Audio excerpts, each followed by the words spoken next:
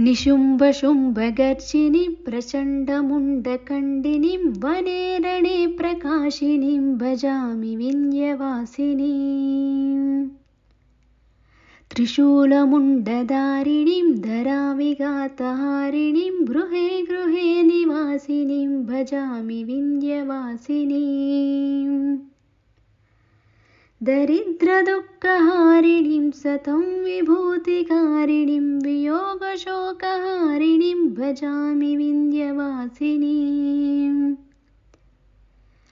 लसत्सुलोललोचनं लतासदं वरप्रदां कपालशूलधारिणीं भजामि विन्ध्यवासिनीम्।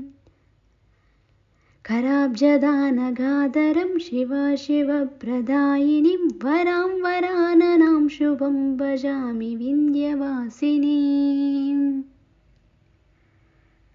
कपीन्द्रजाग्निनेत्रदां त्रिधा स्वरूपधारिणीं जले स्थले निवासिनीं भजामि विन्ध्यवासिनीम्। विशिष्टशिष्टकारिणीं विशालरूपधारिणीं महोदरे विलासिनीं भजामि विन्ध्यवासिनीम्। पुरन्दरादिसेवितं पुरादिवंशखण्डितं विशुद्धबुद्धकारिणीं भजामि विन्ध्यवासिनीम्। पुरन्दरादिसेवितं पुरादिवंशखण्डितं विशुद्धबुद्धिकारिणीं भजामि विन्ध्यवासिनीम्।